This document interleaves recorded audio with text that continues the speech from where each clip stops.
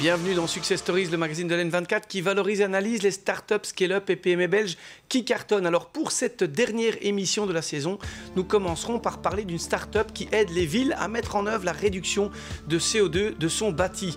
De la sensibilisation à la sélection des entrepreneurs, vous verrez comment ils peuvent aider. Ensuite, nous recevrons Mathieu Michel, secrétaire d'État à la digitalisation, ainsi que les fondateurs de Skyforce, société spécialisée dans la cybersécurité, notamment pour les indépendants et PME. Nous parlerons évidemment du baromètre de sécurité, mais aussi de la fracture numérique. Ensuite, nous recevrons un des fondateurs de Planet First, un fonds d'impact de 350 millions qui va donner une ambition mondiale à des entreprises durables, œuvrant pour le bien-être et l'environnement.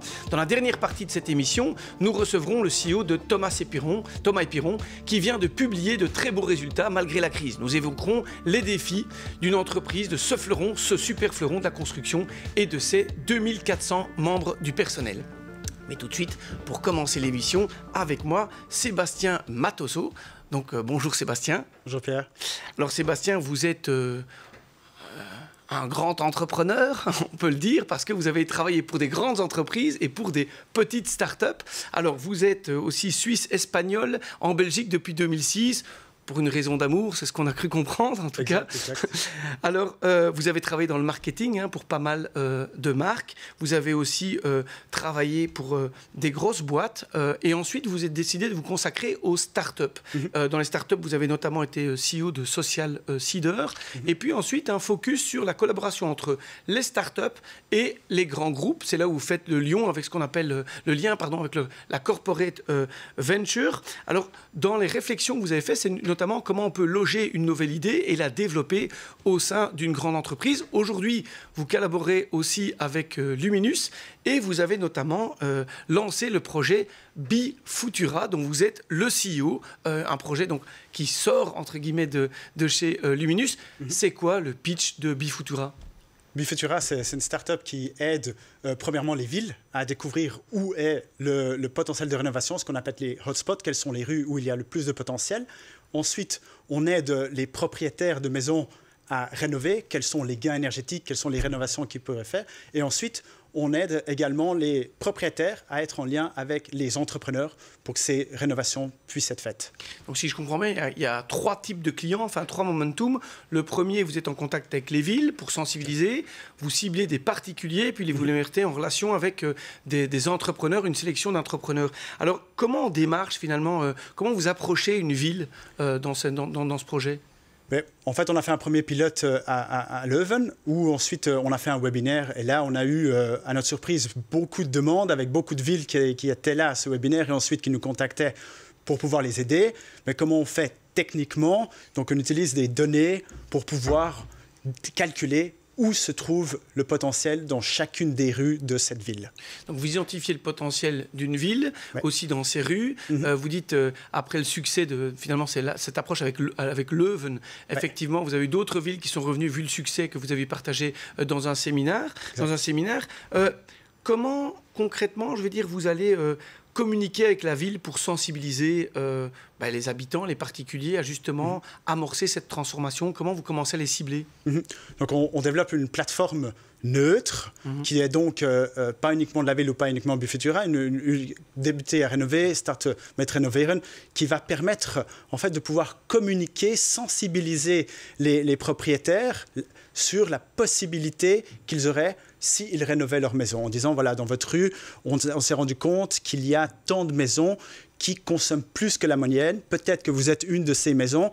Est-ce que vous aimeriez savoir ce que vous pourriez faire pour réduire votre consommation et augmenter votre confort? Donc vous faites une approche commune avec la ville pour communiquer auprès des différentes maisons. Par contre, je suppose que le décideur, c'est le propriétaire. Comment, dans votre approche, vous distinguez propriétaire et locataire? Donc là, on prend les données du cadastre pour pouvoir bien se rendre compte, dans ces rues où il y a du potentiel, s'il y a bien plus de propriétaires que de locataires, parce que bien évidemment, les premières personnes qui sont enclins à la rénovation, ce sera plus rapidement les propriétaires que les locataires eux-mêmes qui devront aller convaincre leur syndicat ou le propriétaire actuel. Alors vous avez pris contact, comment ça se passe? Je suis propriétaire, je suis en contact avec vous. Quelles sont les prochaines étapes? Comment ça va se passer, tout ce processus, pour bénéficier de ça? Donc on a deux façons. Une première, c'est une digitale, où on va pouvoir en ligne proposer donc, aux propriétaires de mettre ces données, qui sont la taille de la maison, est-ce que la maison a été rénovée ou pas, combien de personnes y vivent. On débroussaille le terrain, quoi. Exact. Et pour avoir une image de comment est la maison aujourd'hui. Pas tout le monde veut faire ceci en ligne, donc ce qu'on propose également, c'est une visite à la maison où on va faire avec la personne ce trajet. On va poser les questions, on va remplir le questionnaire et on a développé un outil qui nous permet de créer la deuxième image qui est comment serait cette maison si elle était rénovée. Alors après, une fois qu'on a eu ce projet, qu'on a identifié effectivement le besoin, vous allez aussi les aider dans la sélection des entrepreneurs. Pourquoi? Parce que c'est souvent un frein, la mise en œuvre. C'est-à-dire que j'ai identifié qu'il y a un problème dans la maison et quoi, c'est pas facile de sélectionner un entrepreneur. Qu'est-ce qui bug là-dedans, en fait? Exact. Enfin, c'est ce qu'on s'est rendu compte en aidant les gens qui veulent rénover.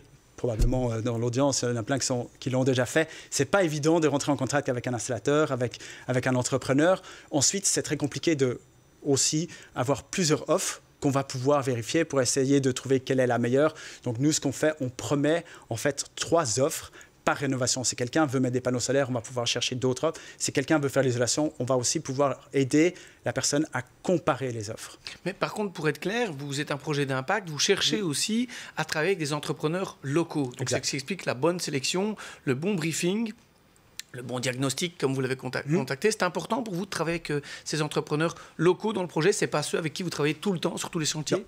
Non, effectivement. Donc, quand on collabore avec une ville, on va également faire une campagne pour sélectionner des entrepreneurs locaux pour travailler avec les entrepreneurs qui sont dans la région de cette ville et non pas avec des entrepreneurs qui seraient de l'autre côté de la Belgique. Alors, j'ai trouvé mon entrepreneur.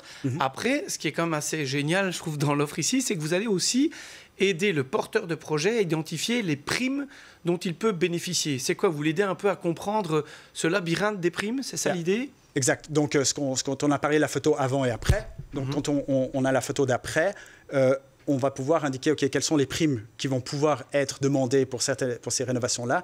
Et on va également les aider à les obtenir. Parce que ce n'est pas toujours évident. On ne fait pas ça tous les jours. Les gens n'ont pas toujours la confiance. Est-ce que je fais les bonnes étapes? Est-ce que je mets les bons chiffres ici? Donc voilà, on a développé des tutoriels, des vidéos pour pouvoir aider ces gens à faire ceci. Oui, parce que parfois, on voit qu'il y a des chasseurs de primes qu'on paye. On doit leur payer une commission pour qu'ils aillent chercher. Ici, ce n'est pas ça du tout. J'ai vu en ligne, vous avez carrément un tuto qui explique comment compléter un formulaire. Exact. Ça veut dire quoi, cette question-là? C'est ça vraiment l'approche. C'est vraiment de prendre par la main le particulier. Exact. Donc on les prend par la main depuis le début jusqu'à la fin pour pouvoir les aider à être le plus serein possible. Et ce qui est intéressant, on a demandé, donc on fait aussi des études pour voir à quel point nos clients sont satisfaits. Et on a des clients qui nous disent c'était sympa tout ce trajet-là. Alors, vous êtes sorti justement de cet incubateur de Luminus. Qu'est-ce que vous en retenez en fait? C'est quoi? C'est l'avantage d'avoir un levier, d'avoir des experts à disposition? Déjà d'avoir une stratégie, en tout cas une mission qui est commune, donc la décarbonisation des villes. Donc c'est ce qui nous a aidés et ce qui nous a poussé. Sensibiliser, trouver avec les villes, collaborer et puis réaliser le projet jusqu'au bout. Exact. Et ensuite, de pouvoir avoir accès à un réseau quand on fait partie d'un groupe un peu plus grand, c'est clair que ça aide à aller un peu plus vite. Pouvoir avoir les réponses à ces bonnes questions quand on les pose à des experts, quoi. Exact. Parfait. Eh bien, on l'a vu effectivement, un beau projet, Bifutura, puisque on commence par travailler avec les villes, on sensibilise les particuliers et puis on va jusqu'à leur mettre la main dans l'entrepreneur et les aider aussi à financer. C'est intéressant de voir quand on trouve comme ça différents clients et qu'on travaille avec chaque étape du processus de vente. Ça marche, ça cartonne. C'était Bifutura. On se retrouve après la pub pour parler d'autres défis. On parlera notamment du défi digital et de la cybersécurité.